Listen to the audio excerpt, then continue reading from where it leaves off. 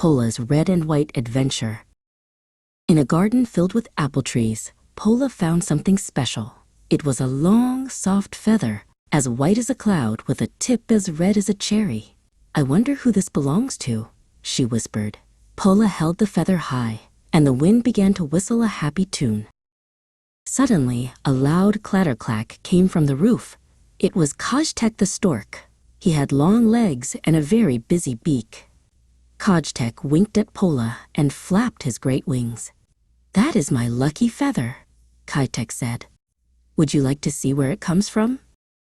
Pola climbed onto Kajtek's sturdy back. Together, they soared high above the city of Warsaw. Down below, a brave mermaid statue stood guard by the river, holding a shiny shield and sword. "Hello, mermaid," Pola called out as they zipped through the clouds. They flew south to the city of Kraków, where the Castle of Kings sat on a hill. Kajtek landed near a dark, rocky cave. "Watch out," Kajtek chirped. A puff of smoke drifted out of the cave, followed by a friendly rumble-grumble from the Wawel Dragon hidden inside. Next, the air began to smell like sweet cinnamon and spicy ginger. They were in Toruń.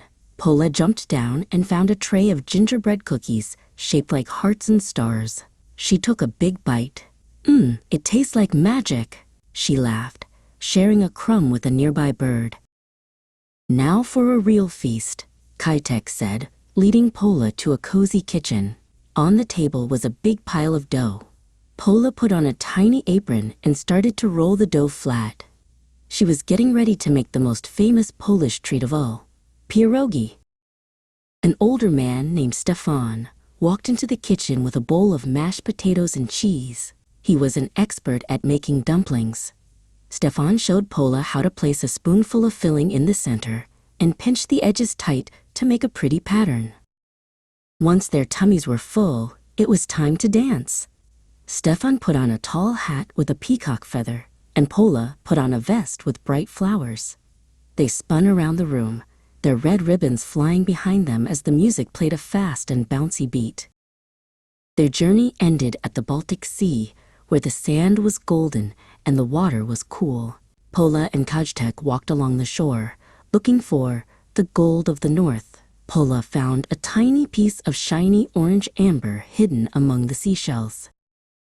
The moon rose high over Poland, and it was time for Pola to go home. She tucked the red and white feather under her pillow and closed her eyes. As she drifted off to sleep, she dreamed of dragons, mermaids, and the taste of sweet gingerbread.